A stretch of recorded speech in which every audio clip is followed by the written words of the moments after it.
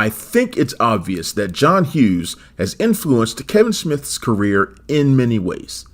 You can see it in the way his characters interact, the comical situations they find themselves in, and the personal struggles they face dealing with identity and the fear of growing up. But the 4:30 movie is the first time that Smith has ever made a movie that actually feels like a John Hughes movie. And it just so happens to be pulled from his memories of being a teen, dealing with some of those aforementioned fears, and hanging out with friends at his favorite spot in the world, the local movie theater. Now, if you're a Smith diehard like I am, you're probably saying to yourself that many of his movies are personal and semi-autobiographical in some way. Sure, but the 4:30 movie is when Smith finally feels comfortable enough to create an analog of himself, with an eye towards the filmmaker he will be in the future. Shot primarily in a single location, which happens to be the New Jersey movie theater that Smith owns, this teen comedy features an empty Rolodex of the director's closest real-life celebrity friends, in roles both large and small. The list of cameos is a mile long and a lot of fun. Sometimes it feels less like a movie production and like one big party celebrating all the people and places that Smith cherishes most. There is a story to be told, loose though it might be. Set in the summer of 1986, the film follows Smith's stand-in Brian David, played by Austin Zajur, on the phone with his longtime crush, Melody, played by Sienna Agudong, heating up a donut in the oven, chatting her up, and building the courage to finally ask her out on a date.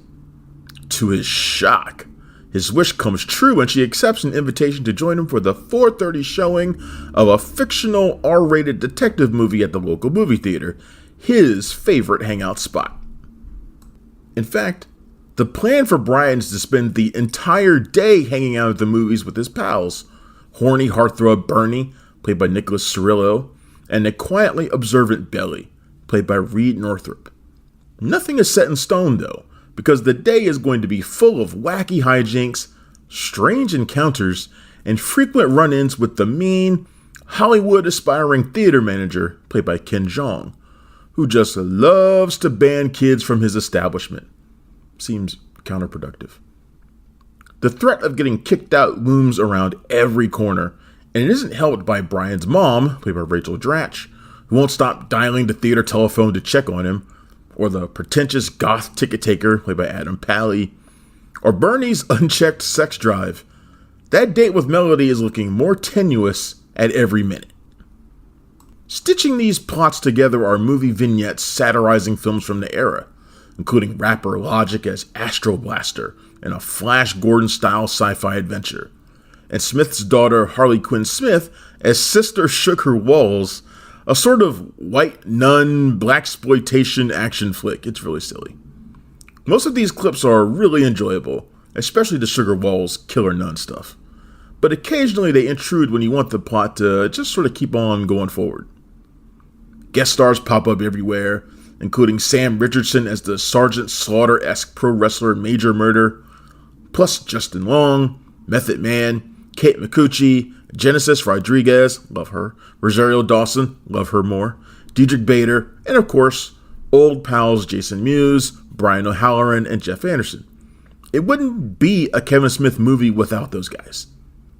Unlike when Adam Sandler makes big-budget studio movies as a cover to hang out with his buddies, Smith's lower-budget efforts feel like a group bonding experience.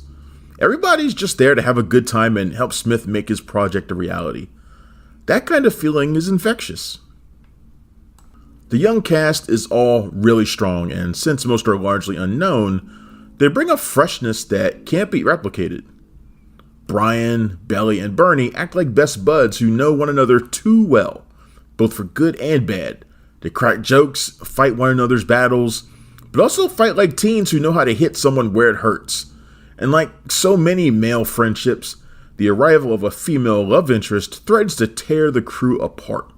Smith has explored this territory before with adults, and his insights are similar here. They haven't really changed. The 4:30 movie isn't particularly deep, but it's honest. Smith has always been at his best the more honest he is with his audience. Cut through the crass humor, the movie parodies, the stoner antics, and what you'll find is Smith staying true to himself and to his fans. While the film is mostly a bunch of silly comedic riffs stretched across a brisk 90 minutes, quiet moments of simple human connection shine through. Brian, a lover of movies who has yet to discover his future talent for making them, has his eyes open to this possibility through a conversation with Melody, walking and talking about their hopes and plans. Even when the buddies break down and squabble, as boys often do, what emerges is understanding. Northrop is fantastic in this scene too, by the way, of how much these friends actually mean to one another. I've always said the best Kevin Smith movies are the ones he essentially makes for himself and his friends. While obviously deeply felt, they are surprisingly universal in their own way. Smith's films have matured as he has matured. His recent masterpiece, Clerks 3, was influenced by Smith's heart attack.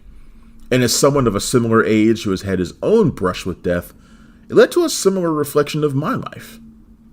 The 4:30 movie continues Smith's reflection on his life, and it's one of the most enjoyable, easily accessible movies he's ever made, and you can tell he loved every single minute of making it. The 4:30 movie opens in theaters on September 13th, and it gets a 3.5 out of 5. Thanks for checking out the show. If you like what we're laying down, please subscribe to our channel and click the bell to receive notifications for all of our latest stuff.